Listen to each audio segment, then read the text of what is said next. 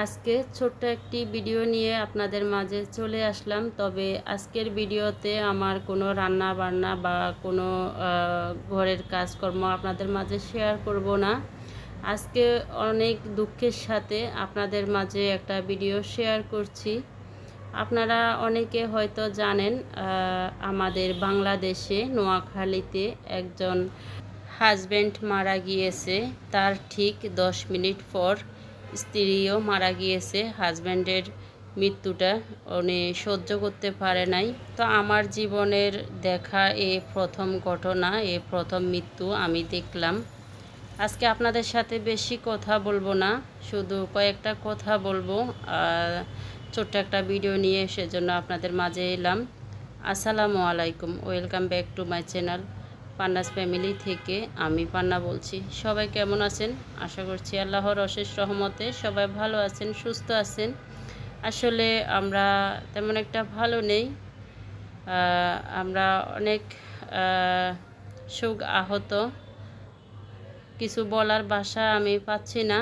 গতকালকে শুক্রবার আমার ভিডিও আপলোড করার কথা, কিন্তু আমি ভিডিও আপলোড দিতে পারিনি, ভিডিওটা এডিটও করতে পারিনি। যারা মারা গিয়েছেন তারা কিন্তু আমার আপন মামা শ্বশুর আর মামা শ্বশুরের ওয়াইফ। এই যে আমাদের বাড়ির সামনে ওনাদেরকে কবর দিচ্ছেন।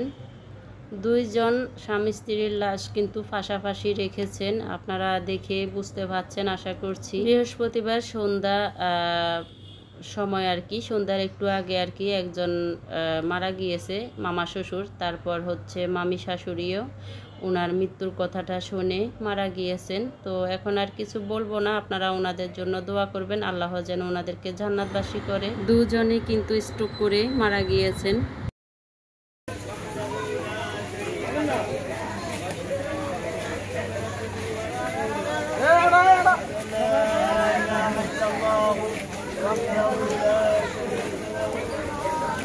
এই কষ্টের জীবনে সন্তানদেরকে মানুষ করতে গিয়ে যদি কোনো পুণ্যের কাজ। তো এই যে দুজনের লাশ কিন্তু একদম পাশাপাশি রেখে জানাজা দিচ্ছে। তো আমার নানা শ্বশুরদের বাড়ির একদম পাশে আমার শ্বশুর বাড়ি, একদম পাশাপাশি। এই কষ্টটা সহ্য করার মতো না। আমিও অনেকটা অসুস্থ হয়ে গেছি, এখন বয়স দিচ্ছি। তারপরে ছিল, কিন্তু মূল কথাটা হলো আল্লাহর ইচ্ছাই হয়েছে। প্রথম স্বামী মৃত্যুর পরে খুব কম সময়ে, কাছাকাছি সময়ে স্ত্রী আল্লাহটাকে সারা দিয়ে পৃথিবী থেকে বিদায় নিল। আসলে আমাদের গ্রামে যে ঘটনাটি ঘটছে এটা হলো আসলে স্বামী স্ত্রীর যে একটা মহব্বত, একটা ভালোবাসা। কিছুদিন আগে আসলে হঠাৎ করে যখন তার ওয়াইফ তাকে নিয়ে হাসপাতাল যাওয়ার পরে এরপরে উনিও 10 মিনিটের মতো মারা গেছে। এটা অবশ্যই আমাদের গ্রামের জন্য, বিশেষ করে এলাকায়, এটা বিরল ঘটনা। তো কিভাবে মারা গিয়েছে সেটা না হয় পরের কোনো ভিডিওতে আপনাদের সাথে শেয়ার করব।